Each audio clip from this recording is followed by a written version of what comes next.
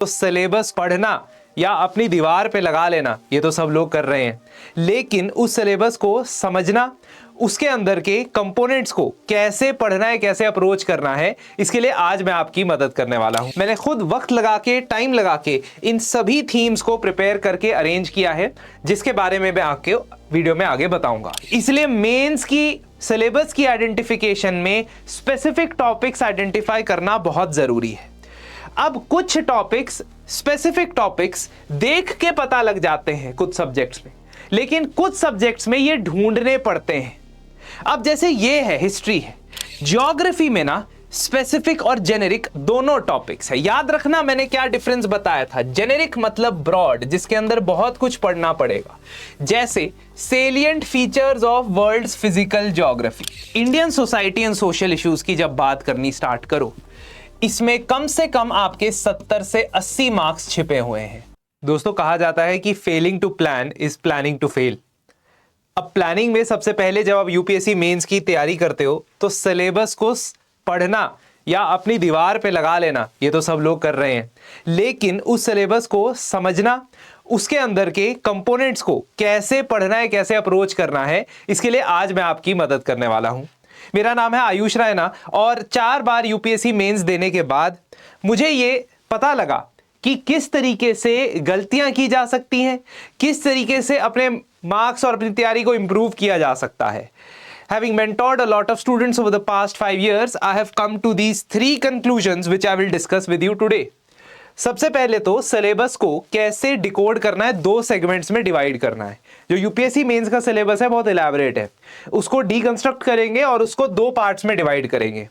फिर उसके बाद देखेंगे कि प्रीवियस ईयर क्वेश्चन कैसे इंपॉर्टेंट है लेकिन ओवरहाइप्ड है। ओवरहाइप्ड इन द सेंस कि आप प्रीवियस ईयर क्वेश्चन जरूर करें, लेकिन सिर्फ उसके बेसिस पे आप मेंस में सक्सेस प्राप्त कर लेंगे, जनरल स्टडीज मेंस में सक्सेस प्राप्त कर लेंगे, ये कहना गलत होगा। थर्ड, बहुत सारी रिपीटेड थीम्स को कैसे आइडेंटिफाई करना है, and I will also give you a content which we have prepared by doing this third step ourselves. मैंने खुद वक्त लगा के, टाइम लगा के इन सभी थीम्स को प्रिपेयर करके अरेंज किया है, जिसके बारे में मैं आपके वीडियो में आगे बताऊंगा। तो चलिए शुरू करते हैं। सबसे पहले जनरल स्टडीज 1 से। यूपीएससी मेंस, जैसा कि आप शायद जानते ही हो कि 1000 मार्क्स, 1000 मार्क्स जनरल स्टडीज से आते हैं, जिसमें 4 पेपर होते हैं, 1, 2, 3, 4 of general studies. Her paper 250 marks का होता है। तो पहला जो पेपर है जनरल स्टडीज पेपर 1, उसके अंदर पहला जो सब्जेक्ट होता है वो होता है हिस्ट्री मेरे दोस्तों। और हिस्ट्री एक ऐसा सब्जेक्ट है जिसमें within the syllabus if we talk about, there are hardly any specific topics. The first task that we need to accomplish with the main syllabus is to divide the topics into 2 categories, generic and specific. Generic यानी कि broad topics. Broad topics वो जिनमें बहुत ज्यादा content आपको पढ़ना पड़ेगा उस एक लाइन ऑफ टॉपिक को तैयार करने के लिए, जबकि स्पेसिफिक वो जिसमें लिमिटेड कंटेंट को पढ़ के तैयार करके जाओगे तो भी उस क्वेश्चन का आंसर दे पाओगे जो वहां पे पूछा गया है। अब मैं आपसे अगर पूछता हूं कि आपको बेनिफिट या आपको लो हैंगिंग फ्रूट कौन सा नजर आ रहा है, लो हैंगिंग फ्रूट मतलब जिसमें कम एफर्ट से ज्यादा मार्क्स लिए जा सकते हैं, वो स्पेसिफिक टॉपिक्स हैं। इसलिए मेंस की सिलेबस की आइडेंटिफिकेशन में स्पेसिफिक टॉपिक्स आइडेंटिफाई करना बहुत जरूरी है। अब कुछ टॉपिक्स, स्पेसिफिक टॉपिक्स देख के पता लग जाते हैं कुछ सब्जेक्ट्स में, लेकिन कुछ सब्जेक्ट्स में ये ढूंढने पड़ते हैं। अब जैसे ये है, हिस्ट्री है। हिस्ट्री में art forms, literature and architecture from ancient to modern times, ये लिखा है सिलेबस में। Modern history from middle of 18th century till present, all events, all personalities, all issues. Freedom struggle, उसके स्टेजेस और contributions from different parts of the country. चलो ये फिर भी थोड़ा लिमिटेड है, somewhat limited as compare to first 2, but फिर भी इसे हम जेनेरिक की कैटेगरी में ही डालेंगे। पोस्ट इंडिपेंडेंस कंसोलिडेशन, ये भी जेनेरिक की कैटेगरी में ही आएगा। वर्ल्ड हिस्ट्री भी जेनेरिक की कैटेगरी में ही आएगा। जेनेरिक टॉपिक का मतलब कि वो एक अपने आप में होलिस्टिक ब्रॉड टॉपिक है, उसके अंदर बहुत सारे सब टॉपिक्स निकलेंगे और उसको तैयार करने के लिए आपको किताब पे किताब, लेक्चर पे लेक्चर, वीडियो पे वीडियो देखने पड़ सकते हैं, फिर भी गारंटी नहीं है कि उसमें से सवाल आएगा। ठीक है, और ऐसे टॉपिक्स में से स्पेसिफिक चीजें निकालने के लिए आपको हमने एनालाइज करके दिया हुआ है एक डॉक्यूमेंट जो theme wise previous year question का डॉक्यूमेंट है। इस डॉक्यूमेंट की लिस्ट को आप डाउनलोड कर सकते हो हमारी वेबसाइट पे जाके www.sleepyclasses.com पे। जो प्रीवियस ईयर क्वेश्चंस हैं वो थीम वाइज अरेंज किए गए हैं और थीम हमने बनाई है बेस्ड ऑन रेपिटेशन, और even if not repeated, even if one single question is asked in the past, it becomes a theme. तो रिपीटेड थीम्स और themes based on previous year questions ये तैयार करके हमने ऑलरेडी हमारी वेबसाइट पे upload की है। अब इस थीम को, जो पहला टॉपिक था salient aspects of art forms literature architecture था, यही था पहला टॉपिक। इस टॉपिक में से एक सब थीम निकल के आई है स्पेसिफिक, वो है डायनेस्टिक आर्ट। क्या है? Dynastic art. डायनेस्टिक आर्ट का मतलब है एक स्पेसिफिक डायनेस्टी के बारे में सवाल पूछ लेंगे और उस में जितनी भी टाइप्स ऑफ आर्ट फॉर्म्स है डिस्क्राइब करने के लिए बोलेंगे।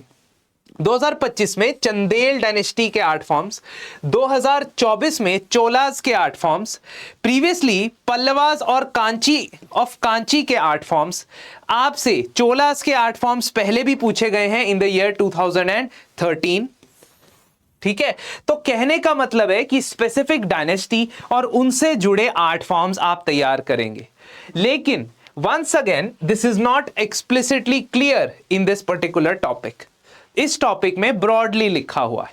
हिस्ट्री के लिए खास तौर पे ये लिस्ट और भी ज्यादा रेलेवेंट हो जाती है, क्योंकि हिस्ट्री के सिलेबस में स्पेसिफिक टॉपिक निकालना बहुत मुश्किल होता है। अगर आप सेल्फ स्टडी करते हो तो ये लिस्ट आपके बहुत काम आने वाली है। दूसरा जो सब्जेक्ट है in general studies one, that is geography. Geography में ना स्पेसिफिक और जेनेरिक दोनों टॉपिक्स है। याद रखना मैंने क्या डिफरेंस बताया था। जेनेरिक मतलब ब्रॉड, जिसके अंदर बहुत कुछ पढ़ना पड़ेगा, जैसे salient features of world's physical geography. ये एक अपने आप में किताब है ना। 11th स्टैंडर्ड की एनसीईआरटी पूरा का पूरा talks about physical geography of the world. तो एक किताब है इस पूरे सिलेबस के अंदर, इस टॉपिक के अंदर। लेकिन स्पेसिफिक टॉपिक्स भी हैं, जैसे earthquake, tsunami, volcanic activity, cyclone. हर एक पे एक एक सवाल मिनिमम पूछा जा चुका है in the past. Secondly etcetera के अंदर और फिनोमेना जैसे कि landslides, polar ice cap melting, ठीक है, या अर्बन फ्लड्स के बारे में सवाल पूछे जा चुके। तो कहने का मतलब ये कि यहां पे स्पेसिफिक टॉपिक्स हैं दोस्तों, स्पेसिफिक टॉपिक्स हैं जो प्रिपेयर करने के लिए आप 2 या 3 पेज के नोट्स बना सकते हो। जैसे मैंने जब अपनी तैयारी कर रहा था, मैंने भी कुछ इस तरीके के नोट्स बनाए थे, और ऐसे नोट्स कैसे बनाने हैं उसके ऊपर मैं वीडियो जरूर बनाऊंगा। नोट्स लिख दीजिए एक बार कमेंट्स में। If I find this word notes in comments, I will explain to you, demonstrate to you कि नोट्स कैसे बनाने हैं मेंस को ध्यान में रखते हुए। तो ये शायद आपको नहीं दिख रहा होगा अच्छे से, क्योंकि ये मेरे नोट्स की एक पिक्चर है। तो पोलर क्लाइमेट, एंटार्क्टिक और आर्कटिक के ऊपर मैंने 2 पेज के नोट्स बनाए थे, जिसमें मैंने ये बताया था कि रिसेंट टाइम्स में एंटार्क्टिक में और आर्कटिक के अंदर दोनों जगहों पे किस तरीके से इंपैक्ट पड़ रहा है ऑफ ग्लोबल वार्मिंग। ऐसा मैंने नोट्स क्यों बनाए थे ये भी देख लो। मैंने इसलिए बनाए थे क्योंकि सिलेबस के अंदर टॉपिक है, ठीक है, सिलेबस के अंदर टॉपिक है changes in critical geographical features which includes ice caps, ठीक है, and effects of such changes. ये स्पेसिफिक टॉपिक है। इसके अलावा सवाल भी इस पे पूछा जा चुका है, इसलिए मैंने ये 2 पेज के नोट्स इसके ऊपर बनाए थे, जिसमें मैंने कॉजेस, ठीक है, डेटा, इंपैक्ट, वे फॉरवर्ड और सॉल्यूशंस, और करंट इंपैक्ट या करंट में उस वक्त क्या चल रहा था, क्योंकि ये 2 साल पुराने नोट्स। अब आप ये समझो कि आपके नोट्स भी स्पेसिफिक टॉपिक्स को लेकर कुछ इस तरीके से दिख सकते हैं। एंड प्लीज अंडरस्टैंड कि वो आइडेंटिफाई आप पहले तो सिलेबस में से करेंगे। दूसरा स्पेसिफिकेशन आपको मिलेगा from the actual syllabus, actual previous year question. अब यहां पे मैं वो वाली बात समझाने वाला हूं जो मैंने आपको पॉइंट नंबर 3 बताई थी। क्या था पॉइंट नंबर 3? पॉइंट नंबर 3 ये था कि सिर्फ प्रीवियस ईयर क्वेश्चन पढ़ने से काम नहीं चलेगा, क्योंकि कुछ टॉपिक ऐसे होते हैं जिसमें रेपिटेशन कम हो रही है या हो ही नहीं रही है। ऐसा एक टॉपिक है फिजिकल ज्योग्राफी। फिजिकल ज्योग्राफी में जनरली आपसे जो रेंज ऑफ क्वेश्चंस पूछे गए हैं, that range is very big. आपसे 2022 में पूछा गया कि प्राइमरी रॉक्स के कैरेक्टरिस्टिक्स और टाइप बताओ। आपसे 2020 में सरकम पैसिफिक जोन के बारे में और उसके कैरेक्टरिस्टिक फीचर्स पूछे गए। 2020 में आपसे पूछा गया कि डेजर्टिफिकेशन की कोई क्लाइमेट बाउंड्री नहीं है, ठीक है। 2019 में आपसे पूछा गया कि मैंग्रोव्स डिक्लाइन क्यों हो रहे हैं, ठीक है। 2014 में आपसे पूछा गया कि इंडोनेशिया और फिलीपींस आर्किपेलागो में आइलैंड्स क्यों हैं। So the variety is very big. इसमें वैरायटी बहुत ज्यादा है, जबकि कुछ चीजें रिपीट भी होती हैं, जैसे वाटर एज अ रिसोर्स। और ये लिस्ट जब आप डाउनलोड करोगे आप खुद आइडेंटिफाई कर पाओगे कि कितने तो थीम रिपीट हो रही है multiple times. Water as a resource या वाटर के बारे में जो सवाल पूछे गए हैं वो मल्टीपल ईयर्स में देखने को मिलते हैं। 2024 में भी देखने को मिलता है गंगा वैली की ग्राउंड वाटर पोटेंशियल के बारे में सवाल। फिर 2023 में आपको world wide fresh water resources के बारे में पूछा जाता है। 2021 में आपको वाटर बॉडीज के एनक्रोचमेंट के बारे में पूछा जाता है। 2019 में आपको वाटर स्ट्रेस के बारे में पूछा जाता है। So that means you are getting the hang of the subjects or the topics जो जेनेरिक टॉपिक में है। रिसोर्सेस एक जेनेरिक है लेकिन रिपीटेड थीम उसमें वाटर है। तो इसीलिए आपको कंसाइज चीजें लेके आने के लिए दोनों स्टेप करने पड़ेंगे। स्पेसिफिक टॉपिक आइडेंटिफाई करने पड़ेंगे, जेनेरिक टॉपिक में से प्रीवियस ईयर क्वेश्चन की थीम समझनी पड़ेगी। ऐसे ही आप Indian society and social issues की जब बात करनी स्टार्ट करो, इसमें कम से कम आपके 70 से 80 मार्क्स छिपे हुए हैं। 6 to 8 क्वेश्चंस, मतलब ये 70 to 80 तो मेरा कंजर्वेटिव एस्टिमेट है। It can go up to 90 और 100 एज वेल। और ये वो टॉपिक है जिसको स्टूडेंट्स ऐसा समझ लेते हैं कि ये तो हम करंट अफेयर में पढ़ लेंगे, ये तो हम एडिटोरियल में देख लेंगे। सोशल इश्यूज क्या होता है? हेल्थ, एजुकेशन, यही होता है सोशल इश्यूज। नहीं सर, ये एक फुल फ्लेज्ड सब्जेक्ट है जिसकी तैयारी करनी बहुत ज्यादा जरूरी है, खास तौर पे उन स्टूडेंट्स के लिए जिन्होंने ऑप्शनल में सोशियोलॉजी ऑप्शनल नहीं लिया हुआ। बिकॉज एटलीस्ट सोशियोलॉजी ऑप्शनल वाला बंदा इंडियन सोसाइटी के बारे में डेप्थ में पढ़ता है अपने पेपर 2 में, लेकिन नॉन सोशियोलॉजी वाले स्टूडेंट्स इस टॉपिक को सिर्फ एजुकेशन, हेल्थ और पॉवर्टी समझ के आगे बढ़ जाते हैं, जबकि it is way beyond that. ये इसमें भी स्पेसिफिक और जेनेरिक टॉपिक है, ये बात ध्यान रखना। स्पेसिफिक टॉपिक है अर्बनाइजेशन, उसकी प्रॉब्लम्स। स्पेसिफिक टॉपिक है globalisation, impact on Indian society. And as you can see in this previous year questions list, globalisation का इंडियन सोसाइटी पे क्या इंपैक्ट पड़ा है, इसके 11 क्वेश्चंस पूछे जा चुके हैं पिछले 15 साल में, सॉरी 12-13 साल में, 13 ईयर्स में।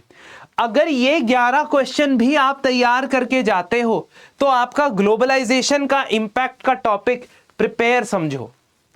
Consider that as prepared because you would have almost covered every aspect of society. Culture के ऊपर impact, women के ऊपर impact, ethnicity के ऊपर impact, technology के ऊपर impact, diversity के ऊपर impact, ठीक है? So aged, elderly population के ऊपर impact, और इसके अलावा बच्चों के ऊपर इम्पैक्ट, चिल्ड्रन के ऊपर इम्पैक्ट। तो ये 11 क्वेश्चंस भी अगर आप करते हो तो आपका ग्लोबलाइजेशन तैयार होगा। वहीं दूसरी ओर बाकी टॉपिक्स इसके वेरीड हैं, जैसे social empowerment. What is social empowerment, which week section के बारे में सवाल पूछा जाएगा, यू नेवर नो।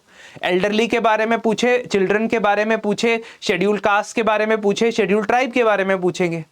तो आप समझ रहे हो कि यही चीज आपको इस सिलेबस में से निकालनी है, एक्सट्रैक्ट करनी है।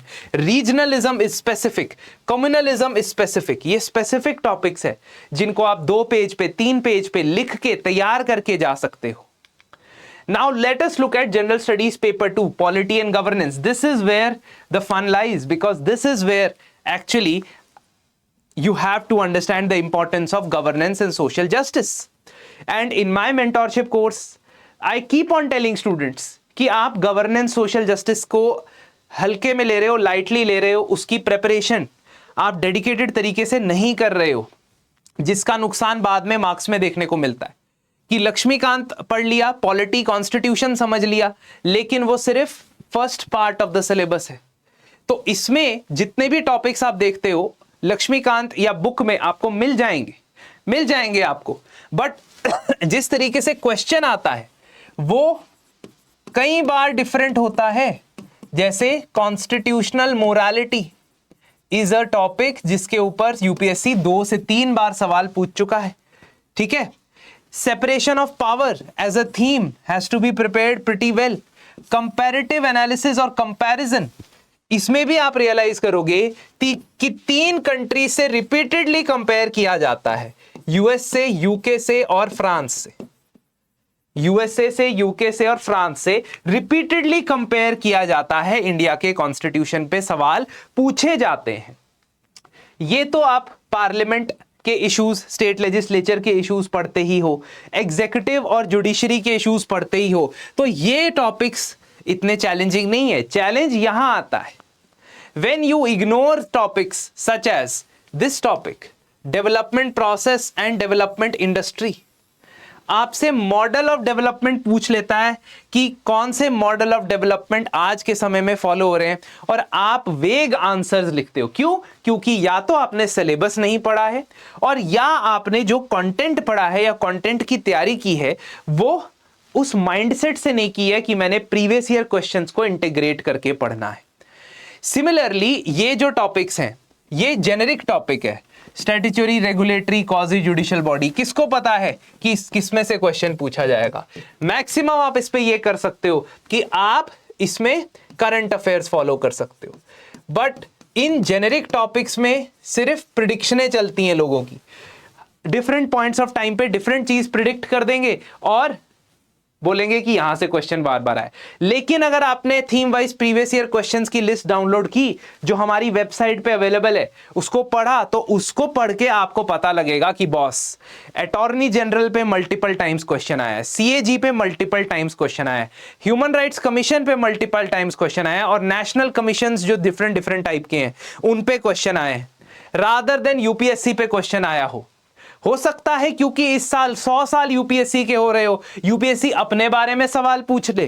2025 के अंदर 100 साल हुए हैं, 2026 मेंस में पूछ सकता है। I am just giving you the idea कि सिलेबस को इंटीग्रेट कैसे करना है अपनी तैयारी में। अब health, education, human resource, poverty, hunger, ये भी ऐसे टॉपिक्स हैं जो स्पेसिफिकली प्रिपेयर किए जा सकते हैं। इसीलिए सिलेबस के अंदर स्पेसिफिक टॉपिक आइडेंटिफाई करना जरूरी है।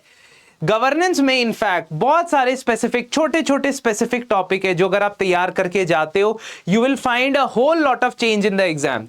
जब मैंने पहला मेंस का एग्जाम लिखा था तब मैं बुक पढ़ के, है ना, और मुझे लगा गवर्नेंस में जेनरिक आंसर लिख देंगे, चल जाएगा काम। 78 मार्क्स आए थे मेरे मेंस में, और फिर उसके बाद कंटिन्यूअसली 110 से ज्यादा मार्क्स आए हैं। तो ये जो 30 मार्क्स का जंप मिला मुझे, 35 मार्क्स का जंप मिला, वो इसीलिए मिल सका क्योंकि मैं समझा सिलेबस की इंपॉर्टेंस को। इंटरनेशनल रिलेशंस में भी the more you see the syllabus you will find कि बहुत ही जेनेरिक चीजें भी हैं और स्पेसिफिक चीजें भी हैं। जैसे इंडियन डायस्पोरा,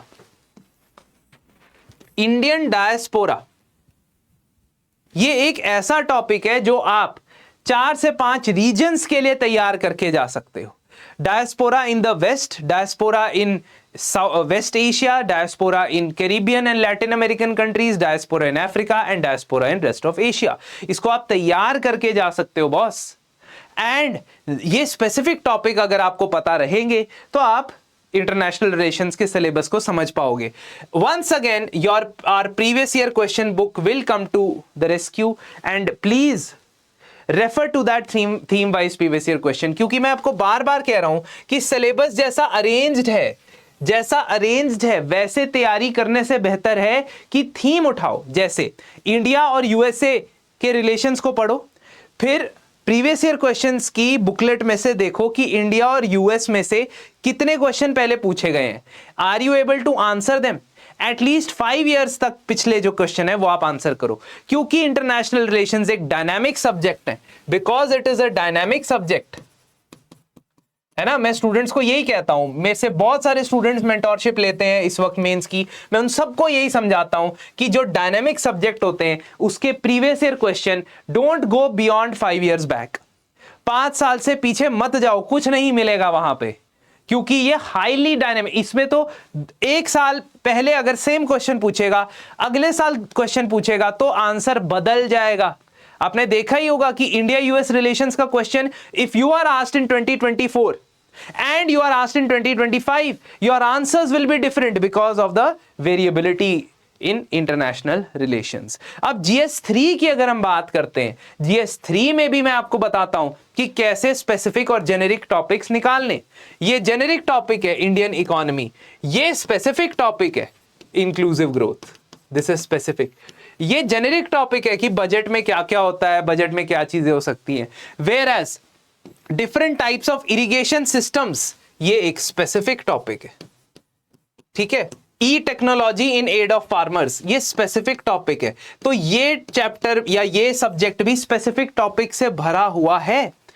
फार्म सब्सिडीज का इश्यूज क्या है, MSP specific, PDS public distribution system specific, ठीक है। ये सिलेबस नहीं है, ये यूपीएससी की नोटिफिकेशन के नीचे लिखा होता है, ये मत बोलना सर ये तो बताया नहीं आपने, ठीक है। Food processing specific, land reform specific, and repeated questions are there you will find.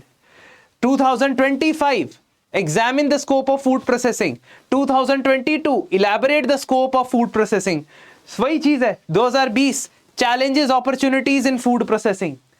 तो जब वो आपको इनवाइट कर ही रहा है कि भाई साहब देखो मैं बार बार उसी टॉपिक से सवाल पूछता आ रहा हूं, तो आप उसको क्यों ना अच्छे डेटा, अच्छे एग्जाम्पल, अच्छे फैक्ट्स के साथ, अच्छे डायग्राम के साथ तैयार कर लो, क्योंकि उसके आने की ज्यादा प्रोबेबिलिटी है। लैंड रिफॉर्म भी वो बता रहा है, 2023 में पूछा, 24 में पूछा, 16 में पूछा, एंड मल्टीपल टाइम्स आता है ये।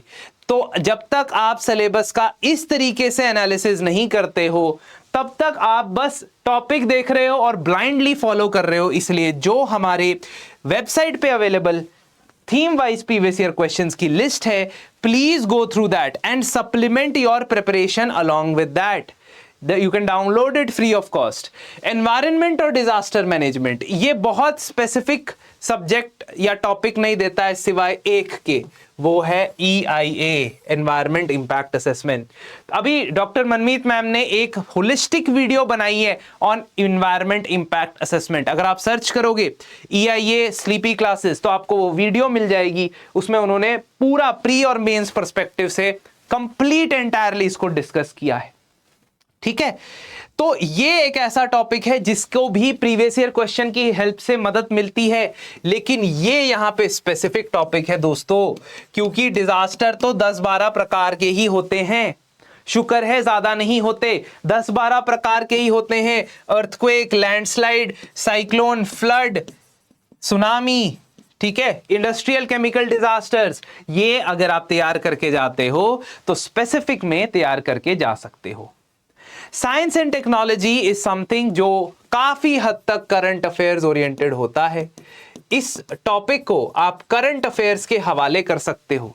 सब्जेक्ट को अगर देखा जाए या सिलेबस को देखा जाए तो इसमें से ना ज्यादा आइडिया लगता नहीं है कि क्या पढ़ना है, लेकिन थीम अगर प्रिपेयर की जाए IT, space, computers, robotics, nanotech, biotech और IPR, तो ये कुछ थीम्स हैं जो प्रिपेयर की जा सकती हैं। बट ये दो चीजों को स्पेसिफिक नहीं डाला जा सकता, इसे जेनेरिक में डालोगे तो जो भी करंट अफेयर्स में आता होगा वो इसके अंदर तैयार करोगे, लेकिन ये स्पेसिफिक टॉपिक आप तैयार कर सकते हो। नैनो टेक्नोलॉजी देखोगे, बड़ा फेवरेट टॉपिक है, हर 3 साल के गैप में एक बार पूछ लेता है। बायोटेक भी। Once again, I am emphasizing the importance of having the previous year question theme wise list. But along with that, please remember guys कि previous year question alone important नहीं है। जैसा मैंने आपको बताया, जियोमॉर्फोलॉजी में या फिजिकल ज्योग्राफी के मैंने आपको एग्जाम्पल दिखाए, वो पूरी रेंज ऑफ फिजिकल ज्योग्राफी पूछता है, वो लैंडफॉर्म्स पूछता है ना, वो फॉर्मेशन ऑफ ओशन करंट्स पूछता है। तो इसीलिए इट इज इंपॉर्टेंट कि आप ये डिस्टिंग्विश कर पाए। ये मैंने बेसिकली इसी पर्पस के लिए आपको वीडियो बताया कि पीवाईक्यू हो जाएगा, सारे पीवाईक्यू कर देंगे, उससे जीएस पूरा हो जाएगा। ये धारणा मेरे मानने में तो गलत है, लेकिन प्रैक्टिस के लिए प्रीवियस ईयर क्वेश्चन बहुत अच्छी चीज है। सेकेंडली, रिपीटेड थीम्स, जो सेलेक्टेड रिपीटेड थीम्स है उसके लिए प्रीवियस ईयर क्वेश्चन बहुत अच्छी चीज है। So it is a necessary but not a sufficient condition. इसको क्या बोलते हैं दोस्तों? Necessary but not a sufficient condition. तो अब एथिक्स की अगर आप बात करोगे, इन एथिक्स देर आर वही फॉर्मूला, वही प्रिंसिपल सब जगह अप्लाई हो रहा है, जेनेरिक और स्पेसिफिक, और इसको आप जीएस प्रिंसिपल ही बताओ। वाह जी वाह, क्योंकि हम जीएस की पढ़ाई कर रहे हैं, इसको आप जीएस प्रिंसिपल के नाम से याद रख सकते हो। Generic topic, specific topic. Specific topic पहले तैयार किए जा सकते हैं मेंस के पर्सपेक्टिव से, क्योंकि उसमें कम एफर्ट में मार्क्स या आंसर हिट करने की ज्यादा प्रोबेबिलिटी होती है। तो ये जो एथिक्स के टॉपिक्स हैं, ये इनमें से ब्रॉड भी हैं और स्पेसिफिक भी हैं। जैसे एटीट्यूड एक specific topic, attitude is a very specific topic. Whereas जब एप्टीट्यूड एंड फाउंडेशनल वैल्यूज की बात करेंगे तो within aptitude you will find integrity, impartiality, non partisanship, objectivity, dedicated to public service, ठीक है, एम्पैथी, टॉलरेंस। तो आप देखोगे कि सिलेबस में ही कितनी सारी चीजें हैं जो आप एक एक करके तैयार करोगे, ठीक है। और अगर आप चाहते हो मैं एथिक्स की डिटेल्ड स्ट्रैटेजी आपसे डिस्कस करूं, ठीक है, तो एथिक्स लिख सकते हो। अगर आप चाहते हो मैं नोट्स के ऊपर वीडियो बनाऊं तो नोट्स लिख सकते हो कमेंट सेक्शन में। अगर दोनों चाहते हो तो एथिक्स कॉमा नोट्स लिख दो। I will be happy to do that for you. Now if you understand EI, emotional intelligence, it is a specific topic. ये स्पेसिफिकली प्रिपेयर किया जा सकता है, और इसके theme wise previous year questions की जब आप लिस्ट देखोगे तो ईआई के अंदर 7 से 8 क्वेश्चन जो आए हैं एक ही जगह मिल जाएंगे, वही सेम फॉर्मूला लगाना है, ठीक है। Probity is a broader topic, क्योंकि इसके अंदर फिर कॉमा कॉमा लगा के नई नई चीजें, जैसे सिटीजन चार्टर एक सिंगल टॉपिक है, वर्क कल्चर एक सिंगल टॉपिक है, और वर्क कल्चर पे इस साल सवाल आया 2025 पे, ठीक है। Quality of service delivery, utilization of public funds, इस पे भी सवाल आया है। इन दोनों पे सवाल आया। आप देखो, यू जस्ट अंडरस्टैंड कि स्पेसिफिकली इस पे और इस पे एक ही टॉपिक में से 2 पे एक एक थ्योरी का क्वेश्चन आया है। जब मैं मेंस का पेपर लिख रहा था तो मैंने यही सोचा कि यार इन्होंने तो एक ही से पूछ लिया है ना। आंसर भी लिख रहा था मैं, ऐसा नहीं है कि नहीं लिख रहा था, अब पता नहीं, लेकिन हाँ, this is something that is very much visible कि break down the syllabus into small units, chew them, उसको चबाओ, जैसे खाने को चबाते हैं वैसे सिलेबस के टॉपिक पे वक्त लगाओ, समझो कि ये इसका मतलब क्या है, इसमें क्या क्या चीजें आ सकती हैं, है ना। Because ethics is by far a very very rewarding topic if you studied properly. If you don't then you will be punished as well, ठीक है। और इसीलिए इसमें भी जीएस अप्रोच लगाओ, जेनरिक और स्पेसिफिक टॉपिक्स को तैयार करो, ठीक है। So that is how our entire syllabus can be broken down into G and S, generic and specific. Along with that, I've also made some topic listing videos जिसको आप हमारे channel पे जाके देख सकते हो। ज्योग्राफी, सोशल इश्यूज, इन सब subjects के लिए मैंने टॉपिक लिस्टिंग वीडियोस बनाई है। Lastly I would like to emphasize that because we are in the endeavour to help students for the mains examination, YouTube के जरिए भी हम हेल्प करते हैं स्टूडेंट्स की, but we also have a programme जिसके अंदर आप complete mains focused preparation based on what principles I discussed along with current affairs आप तैयार कर सकते हो। 1:1 हैंड होल्डिंग मेंटोरशिप भी मिलेगी, हर हफ्ते एक टेस्ट होगा और हर हफ्ते एक लाइव आंसर राइटिंग सेशन मैं कंडक्ट करूंगा इस पर्टिकुलर प्रोग्राम में। प्रोग्राम का नाम है road to rank complete mains mentorship programme, ठीक है। तो जितने भी मैंने स्टूडेंट्स को मेंटोर किया है मेंस आंसर राइटिंग के अंदर, बहुत सारे उनमें से सक्सेसफुल भी रहे हैं और उनको मैं इसी स्ट्रैटेजी के बेसिस पे तैयार करता हूं। So if you are interested, please look into it. If you want a video on ethics specifically, please comment ethics in the comment section. Thank you very much for listening to me so patiently and I hope कि आप syllabus को अच्छे से deconstruct करोगे। दोबारा से आपको मैं बता दूं कि अगर आप स्लीपी क्लासेस की वेबसाइट पे जाओगे तो आपको theme wise previous year question मिलेंगे। Download them, use them. Thank you very much for your time. धन्यवाद। and have a very nice week ahead.